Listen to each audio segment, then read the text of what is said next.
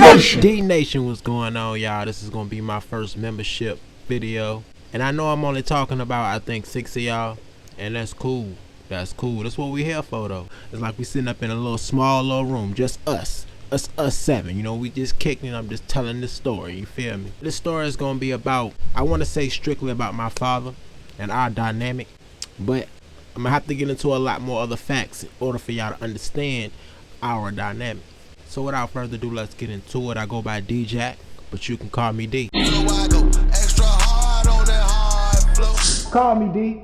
The way that I'm going to give y'all these videos when it comes to my father, I'm going to give you spurts of videos of situations. I'm not going to go from beginning to end. I'm going to just give you spurts. I'm going to give you different situations with my dad, and what I really want y'all to do is kind of be, like I said, be like my mental support soldiers that y'all is. Even the D-Nation members, you know, I'm really making these videos to get y'all opinion. Let me know if the way that I handle these situations was the right way to handle the situation. I ain't got no problem with bearing my heart to y'all and bearing my real feelings and my real trauma and my mishaps, you know, my shortcomings and the fucked up things that I've done.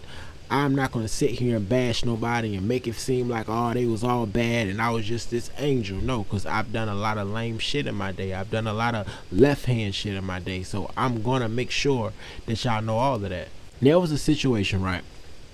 I'm living with my dad, my older brother and my younger brother. My mom's still alive at this time. I'm 11 years old. And we living with one of his girlfriends. You know, my dad had a lot of these. He had a lot of these.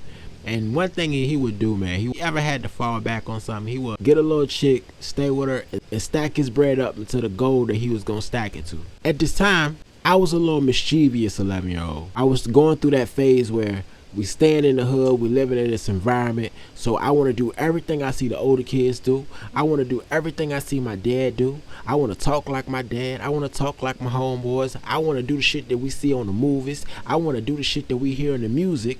I want to do all this shit. So any chance I get, I try to dive into that type of lifestyle, even at that young of an age. One of these days I'm walking in the house, my mama dropped us off. We just finished, you know, I think we was over there for a weekend or something. We come in the house, I think it's all family there. And he got this 9mm in his hand, you know. He cocking it, cleaning it, you know, showing it off or whatever. He put it in my hand. You know, he was like, yeah. So what you want me to do with it? Go ahead, cock it. No, like, that joint heavy. Like, it's heavy. It's hard to cock. You gotta pull it hard. You gotta pull it hard. And from then and there, bro, I want to say fascinated with guns, but I just was like, man, I gotta get me one. I'm 11. You know what I'm saying? I'm 11. I'm gonna say like a day or two later, I take one of my toy guns and I asked my dad, hey, can I get some money to go get some black paint? He was like, what you trying to do? I said, I'm trying to draw something. I gave him a little lie or whatever. I go to the store, get the black paint, come back. I take my toy gun, take it all the way to the woods so nobody else can see it, and I paint the gun black. I paint the whole gun black. Turn it over, paint that side black. And I pick it up and I sit it on the little box that I had to let it dry out. When it was finished drying, I took this damn toy gun, went running around the neighborhood, showing it in the air. I'm playing with it with the other kids, with my brothers. My brothers know it's fake, but the other kids, oh my God, oh, going to call their mamas, they calling their daddies, they calling their sisters and brothers. Eventually, show him like, look what your son doing. My dad girl found out. She go take the gun, she take it to him, and they take the gun from me. And I really didn't understand why they took it. I'm asking like, why can't I have the gun? What'd I do? I like the gun. Why can't I have the gun? Now time go by, and one of these days, we in the house, we chilling, we eating pizza, watching TV, a regular day.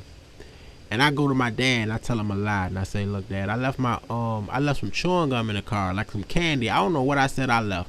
It was a lie though. And I knowing that my dad always kept his 9mm under his seat, under his front seat. He always kept his 9mm at the time. And at that time, bro, my dad was fully out of the streets. My dad was solely full-time working man. Like, he went to work, he came home. He always come around that damn corner the same time every morning. But he always had protection because he knew where the hell he was living at. He knew what type of guy he was before he left the streets. And he know niggas don't care about none of that positive shit that you on. So he got to protect himself and his family. So I understand that. So I tell him this lie and I go to the car. I go in the car, I pick up the gun. I look at it first like, amazed, bro. I'm just looking at it. I was about to cock it, but I couldn't. So I just pointed out the window. Like, I just remember seeing this in the movie. I remember hearing it on the music, and I just pointed out the window. I pointed out the damn door because I had the door still open. Pointed out the door. Why the fuck did I think that I won't gonna get caught? Bro, this is broad daylight, 2 o'clock in the evening type shit, and I'm just pointing this real gun out the goddamn passenger seat door like this. I see my dad run up. He run up. He snatched the gun out of my hand. But when he snatched it, he kind of snatched it downwards. So just in case it went off, I guess, or so nobody else can't see. He take the gun, put it in his pocket. Fuck is you doing, nigga? Fuck is you doing? Man, I don't even remember what he did to me after that. I think I got an ass whooping. I'm not sure. I don't remember back that far. But I just know he was real pissed at the time. Like, super pissed. I think back on that, right? Now that I'm older and I'm a father and I have kids, I knew exactly what he was doing.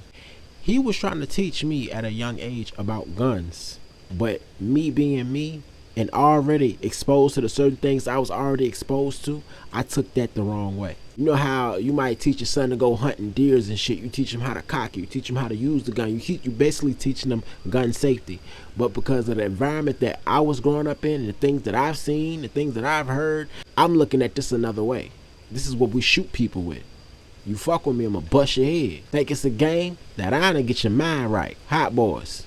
But you know how many times I done said that line in school? I used to run through elementary school. You think it's a game? That I done get your mind right. Think about that, bro. Think about being 9 years old. You in the backseat of your family's car, your dad's car, listening to Hot Boys. I bust your brains on the seat, nigga. You know what I'm saying? Like, we hearing this as we growing up, and it's indoctrinating us like a motherfucker. But we not knowing that. Only time I remember my dad doing anything illegal at a young age, we was living around these apartments, and I used to watch my dad go to the back door a lot. You know, I used to watch him go to the back door. Somebody call his phone or somebody knock on the door, he always go to the back door. He always go to the back door. And I always wondered what the hell he was doing. I think as a kid, I think he was helping people or something, giving people food or something. You know what I'm saying? And then one day I go in his closet, I'm playing in his closet, I think I'm looking for change. And I see the weed. But I don't know it's weed. I don't know what, I don't really know what this is. This is like a little before the Ville situation. And you know, as I got older, I got better at hiding shit. You know, I got better at hiding shit from my dad, but at least I thought I was. But my dad knew everything I did. My dad knew my every goddamn move, down to the left foot. When I was hanging out on the block on Lawson with my homeboys. When I was going across the water to see different girlfriends. When I had this girl pregnant. When I had that girl pregnant. When I got robbed. He knew everything because he had so many people in the streets either watching me or people just telling him, hey, this is what I seen your son doing. Oh, this is what I heard happened to your son. Hey, this is what your son into. He always had an ear to the street. No matter how much he was out of the streets, he still had some type of ties to it. Now, I go work for him at one point. And when I work for him, I'm thinking it's going to be a cool gig. Like, bro, you going to pay me this amount of money every week? That's what's up, man. I'm working with my dad. I ain't got to worry about no goddamn boss on my back carrying me feeling like whatever. At least if my dad scold me about anything, it's my dad. It ain't a boss. I don't really feel like it's a boss. It's my dad. But he would always tell me, like, man, don't look at this like it's a family thing, man. Look at it like it's real business, because if you don't look at it that way, you know, it might come to a head. We might come to bump heads about certain things because we letting feelings and personal feelings about father and son get in the way. And I tried that, but it's hard to do that when you're looking dead at this person that you've known your whole life. It's very hard to do that. So a situation happened to where one pay week, I don't get paid, and I don't get paid because his woman didn't like something I either said or did. You know, I feel some type of way about this. I gotta go back home, look my daughter in her face, look my girl in her face, and she asking me, Where's the diapers? Why didn't you get the diapers? oh, I didn't get paid. They didn't give me my money. Why she didn't pay you your money? She can just do that? I finds out that she did it on purpose, and I get mad. I'm pissed off. You know, I'm pissed off at my dad because I feel like he didn't say nothing. I feel like he should have had my back a little bit more. What I did, or what I thought I could do, was revenge. I said, this is what I'm gonna do. I'm gonna go slowly but surely take money out of this payment, because every time we go to a store, some stores, they give you cash payouts. I said, you know what, Every time we go to one of these cash payout stores, I'm going to take $10 here. I'm going to take $5 here. I'm going to take $20 here. 15 here. 7 here. 3 here. Just because I was just that pissed off. Bro, I had this fire in my chest that wouldn't go away about this situation because I felt that fucked up about it. Because I felt like, damn, I'm really bearing myself to y'all, you know, and I feel like y'all doing me dirty. And that was my revenge. Almost got locked up for that. But yet and still, my dad still made sure I didn't get locked up. He still went to bat for me. He still made sure they didn't look at me in a certain light, no matter what I did. He even hired me back a second time. It ended up not working out again, but the point I want to make about this story, man, no matter how much I tried to make my father out to be this person that I thought he was or wasn't, that man has been looking out for me from birth. That man has always made sure I had everything I needed. Even in the times where he made mistakes or didn't know if he was making mistakes or not, he always made sure I had what I needed. He always made sure he told me the things that I needed to hear. Never told me what I wanted to hear, but what I needed to hear. I would have loved to have that friend relationship with my dad that I can just call him and just kick it with him. And maybe I can, but it always felt like I couldn't.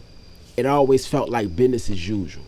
And I had to come to my senses like, man, he could have lost his business over this. I could have went about this in a very different way instead of stealing from the company because I'm mad, because I'm pissed off. And that's why I want to come to y'all memberships.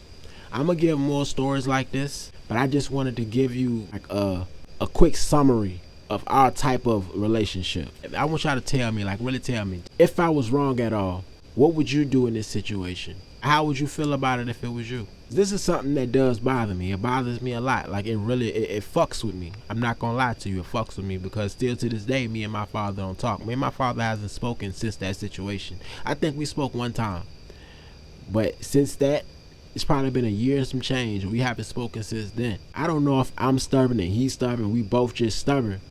And I feel like it's just I got into a certain point in my age where it's like I got kids, I got a family, like I gotta stand for something. And that's really what I want from y'all. Let me know how wrong I am, because I know I'm wrong in some sort in this situation. I'm not gonna say if I'm wrong. I know I'm wrong in this shit. I just want to know from y'all, like real talk.